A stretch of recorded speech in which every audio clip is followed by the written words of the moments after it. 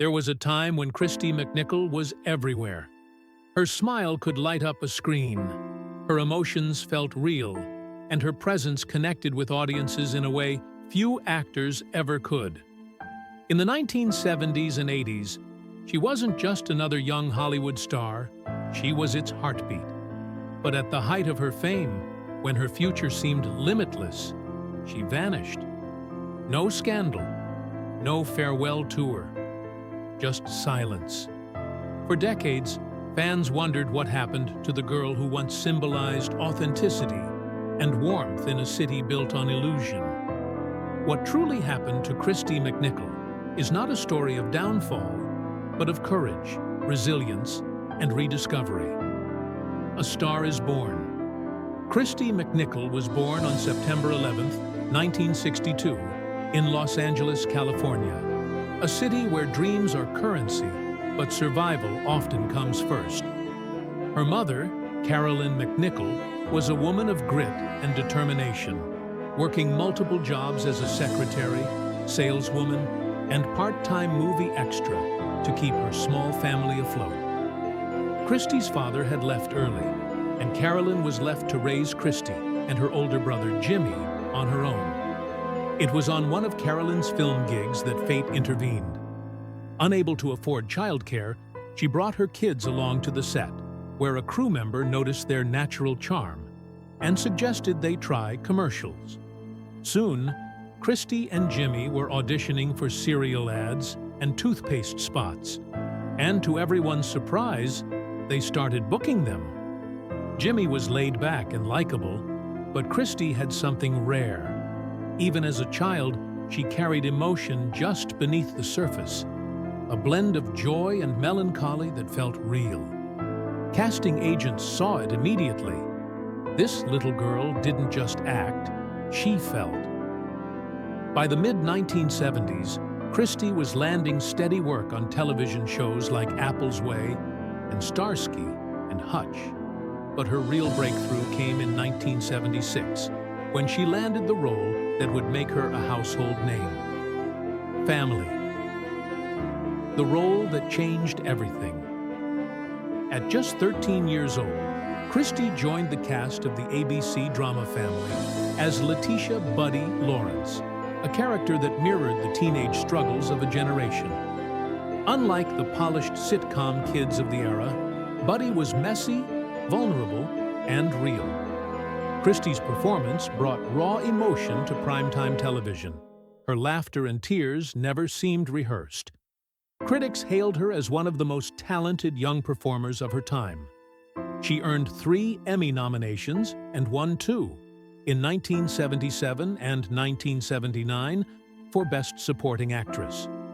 She graced magazine covers, gave heartfelt interviews, and became America's little sister, the kind of star people rooted for, because she seemed genuinely kind. But the success came at a heavy price. Behind the scenes, her home life was far less stable. Her mother managed her career, but depended on her income. "I felt like the adult in the house," Kristy once admitted. "My mom was the child." While other teenagers were going to school dances, Kristy was memorizing lines, filming 12-hour days, and supporting her family. When Family ended in 1980, she was only 18 but already emotionally exhausted. She had achieved more than most actors do in a lifetime, yet she felt hollow. She didn't know it then, but the next few years would test her spirit like never before. Fame comes with a price. After Family, Kristy was in demand. Hollywood couldn't get enough of her sincerity and charisma. That same year, she starred in Little Darlings opposite Tatum O'Neal, playing Angel Bright, a tough-talking teenager masking deep insecurity. The film became an instant classic, exploring adolescence and identity with rare honesty. Critics praised Kristy's performance for its authenticity, and fans adored her rebellious yet tender charm. Next came The Night the Lights Went Out in Georgia, with Dennis Quaid and Only When I Laugh, where she played the daughter of a recovering alcoholic. The latter earned her a Golden Globe nomination and confirmed what everyone already knew. Kristy McNichol wasn't just a teen idol. She was an actress with range and heart.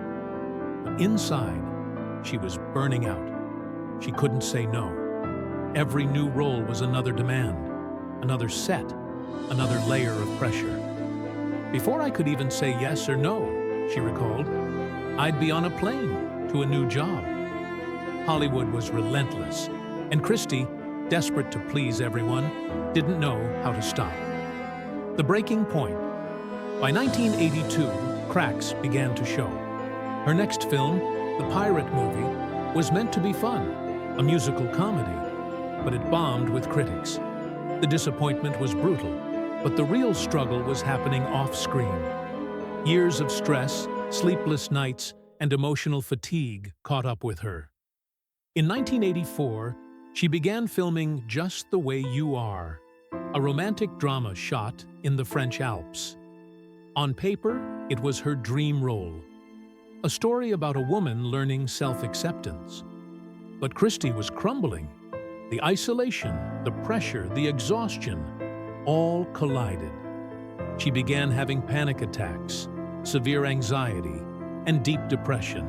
The studio labeled it chemical imbalance, but Kristy later revealed the truth.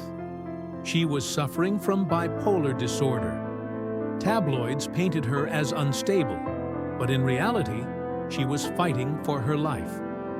It would have been easier to beat an addiction, she said years later. The emotional pain was constant.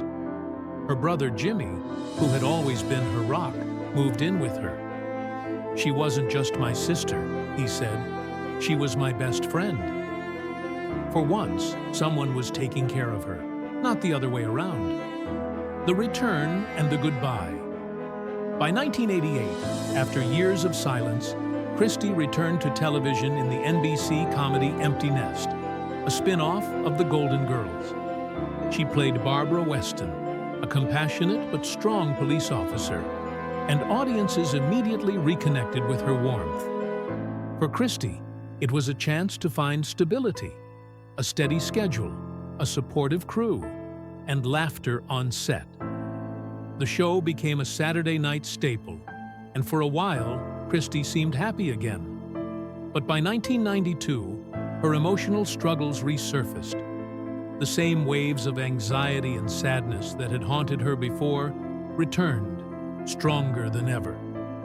Without warning, she walked away from Empty Nest during its 5th season. Her team cited health reasons, but the truth remained private until nearly a decade later. In 2001, Kristy spoke openly for the first time. I had been struggling with manic depression, she revealed. I didn't want to talk about it then. It was too personal. But now, I want people to know they're not alone. Her honesty made headlines, but more importantly, it helped others feel seen. In a time when mental health was still stigmatized, Kristy's vulnerability was an act of bravery. The healing years. Walking away from Hollywood wasn't the end. It was the beginning of healing.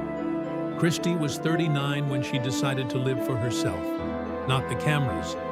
She started teaching acting at a private school in Los Angeles, sharing her years of experience with young performers. Acting isn't about fame, she told her students. It's about empathy, about truth. Her life became simple and grounded.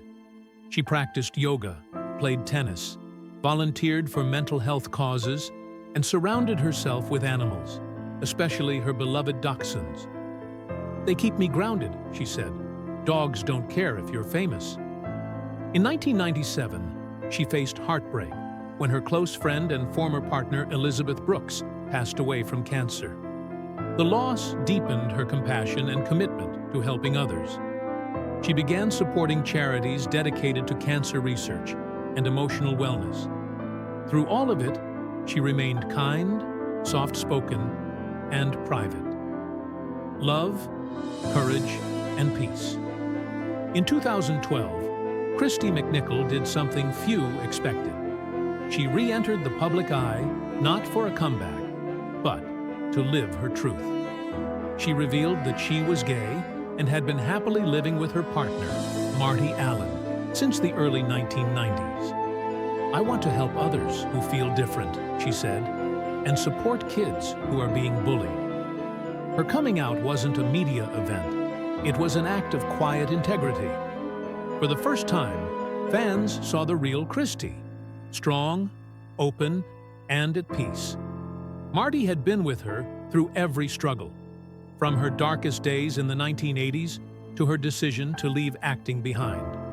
Together, they built a life defined not by fame, but by love and serenity. Today, at 62, Christy lives a calm, private life in Los Angeles. She continues to mentor students and occasionally connects with fans at select events. Her net worth, estimated around $7 to $8 million, mostly comes from royalties from Family and Empty Nest.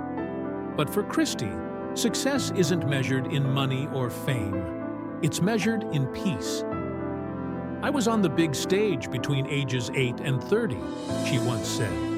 "I left show business to play my biggest part, myself."